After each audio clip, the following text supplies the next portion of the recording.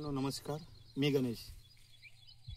तर मित्रांनो, आपल्याकडे मागची अशी जुलै महिन्याची लागवड आहे आणि आपण माल आता आपल्याकडे या झाडाला सुद्धा 1 वर्षाचं झाड आहे. झाडाला सुद्धा बॅगिंग केलेलं माल आहे. आपण 5 किलो पहिल्याच हार्वेस्टिंग केलेलं आहे.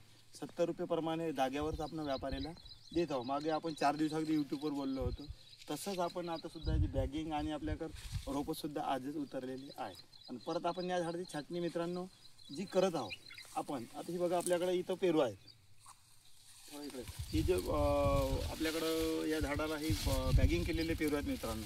तर बॅगिंग करत असताना आपल्याला काय करायला लागते की बॅगिंग झाल्यानंतर आता आपल्याला फरवरी महिन्याची तयारी करायची आहे. तर ही जी आपल्याला छाटणी करायची आपल्याला, तर ही लाल आणि हिरवी काळी ह्या दोन्ही काळीच्या मधातून आपल्याला असं कट व्हायला पाहिजे. आणि हे जे पेरू आहे आपल्याकडं हे जे आहे हे आपल्याला बॅगिंगसाठी आपल्याला हे ठेवायचे आहे. आणि असं आपल्याला या झाडाची छाटणी आपण चालू केलेली आहे. आता ही पेरू आपल्याला याच्यावरून आपल्याला कट मारायला पाहिजे अशी, कारण की बॅगिंग करताना सुद्धा आपल्याला पुढच्या क्रॉपला आपल्याला मित्रांनो अडचण जाणार नाही जेणेकरून. आणि झाडसुद्धा असं मातीवर किंवा तुमच्या जमिनीला लोळलेला नको आहे. जमिनीला चिपकलेल्या फांद्यासुद्धा तुम्हाला असं काढावं लागेल. आणि तुम्ही छाटणी करत असताना एक व्यवस्थितरित्या की सगळ्या कांडीला कट आलेली पाहिजे.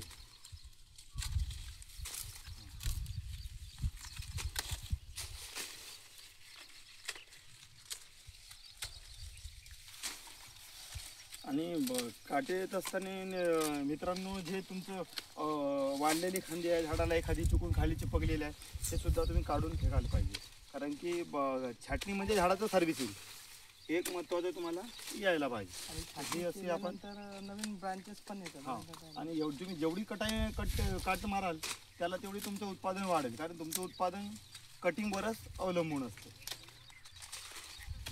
ते बघा, हे पेरू आहे. तर आपल्याला झाडाला कट करून सुद्धा आपल्या झाडावरती या कंडिशनला 20-25 आपल्याला पेरू हे मिळतील. हे बघा, हे सुद्धा पेरू आपल्याला आता बॅगिंगसाठी आपल्याला येतील.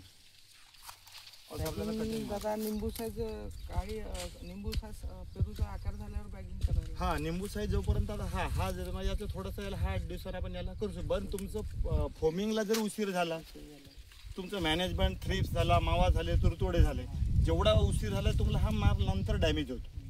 तुम्हाला मालाची शायनिंग पाहिजे असेल तुम्हाला वेळेवरच त्याला फोमिंग करावा लागेल. कारण वेळ गेल्यानंतर मित्रांनो तुम्ही नंतर काही करू शकत नाही याला. दादा मिलीबगचा वगैरे प्रॉब्लेम नाही? हो, मिलीबगचा प्रॉब्लेम माझ्याकडं म्हणजे आला तर नाही, पण नाही यावं म्हणून त्याचे पण एक आपण आधीच उपचार त्याला आपल्याला करायला हां त्याचं तुम्ही त्याच्यामध्ये करायला पाहिजे. तशी आपण कटिंग करतो. जशी बाकीचे हे झाड आहे यांना पण हे मित्रांनो यांना पण हे पेरूची चकाकी आणि हे पान हे सुद्धा आपल्याला पेरू आता कामाचे आहे. अशी तुम्हाला याची छाटणी करायला ना पाहिजे. काही लोकांचं लेबरकडे अडचण असतं, वेळेवर लेबर मिळत नाही, तर ते तुम्हाला कारण सांगून जमणार नाही. तुम्हाला काही केलं तर तुम्हाला वेळेवरती तुम्हाला कामं करायची आहे. नसन लेबर मिळत तुम्हाला स्वतः तरी करावं लागेल. कारण की मित्रांनो उंटावर बसून शेळ्या हाकण्याची बाग नाही मी तर म्हणतो. कारण की आता माझ्याकडे लेबर नाही तर मी सुद्धा स्वतः कटिंग करून राहिलेलो बघा. कारण ही कटिंग मित्रांनो आवश्यक आहे. बघा ते बघा, ह्या झाडांना आता पेरू आहे. आपली कटिंग पण झालेली आहे, पेरू पण. एका झाडावरती किती पेरू आहे?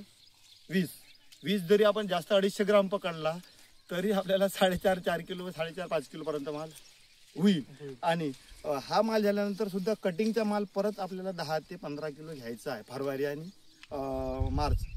जानेवारी आणि फरवरीमध्ये. आणि असं जर तुम्ही नियोजन केलं तर मी तर म्हणतो बाकी पारंपरिक पिकापेक्षा शेतकऱ्यांनी आता हे आपल्याकडं दररोज शेतकरी येत असतात, पण आपण शेतकऱ्याला अशी माहिती देतो की नेमकं तुम्ही असं करायला पाहिजे. आणि हे जर केलं तुम्ही तर नक्कीच तुम्हाला पारंपरिक शेतीमधून तुम्हाला एक सुटका मिळेल आणि कुठेतरी तुमची परिस्थिती उंचावेल असं त्याला वाटते. असं तर आम्हाला वाटते. धन्यवाद.